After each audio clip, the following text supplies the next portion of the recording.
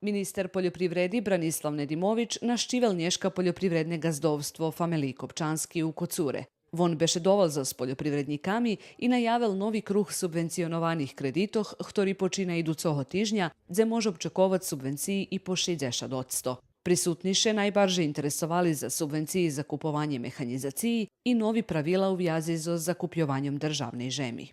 Informacija, która mi znaczyła za zakup державnej ziemi, bo było bešedi, że nie ostanie za statkarstvo ziemi, że veliki kombinati budu gledati z veliki povrchnosti poljoprivrednog zemljišta. Takže govorili da to že može biti limitiraju tu žem. Doznal sam, že kjedi počinju dejaki konkursi za mehanizaciju, 50% su dala država. Za mladih poljoprivrednikov isto sam čuo od ministra, že to otprilike u septembru že bude. Vlado Kopčanski od 2010 roku s pomocu subvencijoh i kreditoh obnovel kompletnu poljoprivrednu mehanizaciju, a hviljkovo obravija 300 hektari žemi, za ščoho skoro polovka u jeho vlasnictvu.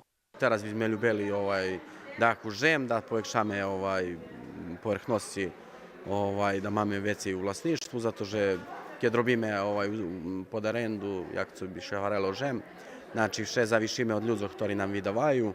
Podčas na ščivi Kocuru minister Nedimović povolal šitskih poljoprivrednikoh, že bi aktivnejše hasnovali miri za oljehčanje poljoprivredne produkciji Ministerstva poljoprivredi.